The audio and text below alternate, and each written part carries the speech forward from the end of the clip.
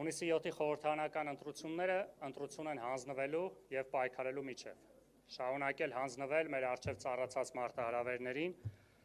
հանձնվել օրեցօր խորացող խնդիրների առջև, թե պայքարել,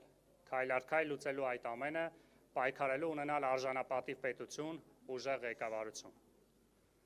Հունիսի 7-ին մոտ 2,5 միլիոն մարդ հնարավորություն է ունենալու կատարել այդ ընտրությունը։ 2,5 միլիոն մարդ բացի 19-ից։ Այդ 19-ից, ովքեր գտնվում են Բաքվի բանտերում, բացառապես հայ լինելու պատճառով։ Եվ այս ընտրությունը նաև այդ մարդկանց մասին է։ Դա ընտրություն է ունենալ այնպիսի պետություն, որտեղ հայ գեիների վերադարձը կդառնա անվիճելի առաջնահերթություն, ազգային արժանապատվության վերականգնան և արդար և կայուն խաղաղություն հաստատման կարևորագույն նախապայման։ Մենք համոզված ենք, որ Սամվել Կարապետյանը, ով ունի բացառիկ ներդրում Հայաստանի և Արցախի կյանքում, չի խնայելու ոչինչ մեր հայրենակիցների վերադարձի հարցում, և որպես ապագա իշխանություն, և որպես հայորդի, ում համար ազգային արժանապատվությունը և հայրենասիրությունը անձնական առաջնահերթություններ են։ Ռուբեն Վարդանը հաճախ ասում է. ամենավտանգավոր երևույթը անտարբերությունն է։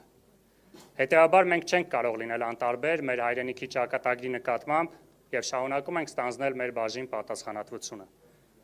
Եվ հիմա, երբ Հայաստանի Հանրապետությունը կանգնած է լրջագույն անվտանգային, քաղաքական և արժեհամակարգային մարտահրավերների առաջ, որոնք պահանջում են համազգային համախմբում, պատասխանատվություն և քաղաքական կամք, Ապրելու երկիր կուսակցությունը և Ուժեղ Հայաստան կուսակցությունների դաշինքը ստորագրել են հուշագիր,